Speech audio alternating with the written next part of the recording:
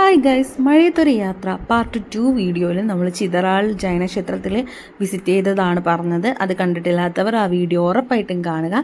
ഇന്ന് ഞാൻ പറയാൻ പോകുന്നത് പാർട്ട് 3 ആണ്. ചിതറാളിൽ നിന്ന് ഞങ്ങൾ നേരെ പോയത് പത്മനാഭപുരം കൊട്ടാരത്തിലേക്കാണ്. അവിടെയും മഴ പെയ്ത് തോർന്നിരുന്നു. നല്ലൊരു ക്ലൈമറ്റ് ആയിരുന്നു അവിടെ ഉണ്ടായിരുന്നത്. ഞങ്ങൾക്ക് ആർട്ട് ആൻഡ് എസ്തെറ്റിക് എന്ന ഒരു സബ്ജക്റ്റ് പഠിക്കാനുണ്ട്. അതിൻ്റെ ഭാഗമായിട്ടാണ് ഈ കൾച്ചറലി പ്രാധാന്യമുള്ള സ്ഥലങ്ങളിൽ വിസിറ്റ് ചെയ്യാൻ പോയത്.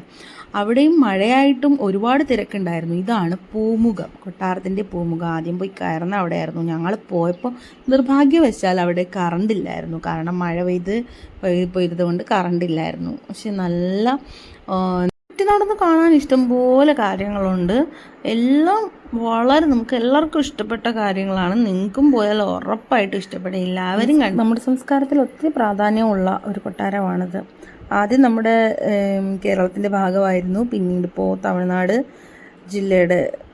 കന്യാകുമാരി ജില്ലയുടെ ഭാഗമായിട്ടാണ് ഇപ്പം കൊട്ടാരം നിലനിൽക്കുന്നത്. പക്ഷേ എങ്കിലും കേരള ഗവൺമെൻറ് ടൂറിസം വകുപ്പാണ് ഇതിനെ എന്ത് ചെയ്യുന്നത്, കീപ്പ് ചെയ്ത് കൊണ്ടുപോകുന്നത്.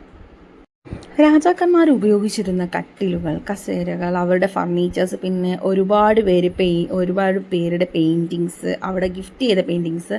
ഇതാണ് അവിടുത്തെ മണിഗോപുരം എന്ന് പറയുന്നത്. ഇത് അവിടുത്തെ കുളമാണ്, രാജാക്കന്മാർ കുളിച്ചിരുന്ന കുളം. പിന്നെ ഒരുപാട് ശില്പങ്ങൾ അവിടെ ഉണ്ടായിരുന്നു. ധാരാളം ശില്പങ്ങളും ആർട്ട് വർക്കുകളും അവരുപയോഗിച്ചിരുന്ന ആയുധങ്ങളും എല്ലാം ഉണ്ടായിരുന്നു. അത് കഴിഞ്ഞിട്ട് ഞങ്ങൾ ഇതെല്ലാം കണ്ട ശേഷം അവിടെ നിന്ന് ഇറങ്ങി നേരെ രാത്രിയായി കോവളം ബീച്ചിൽ പോയി ഫുഡ് കഴിച്ചു. എന്നിട്ട് അവിടെ നിന്ന് നേരെ തിരിച്ച് അവരവർ കോളേജിലേക്ക് തിരികെ വന്നു. ഇതായിരുന്നു ഞങ്ങളുടെ ട്രിപ്പ് എന്ന് പറയുന്നത്. ഒരു റീലൊക്കെ എടുത്തായിരുന്നു അവസാനം ലാസ്റ്റ്.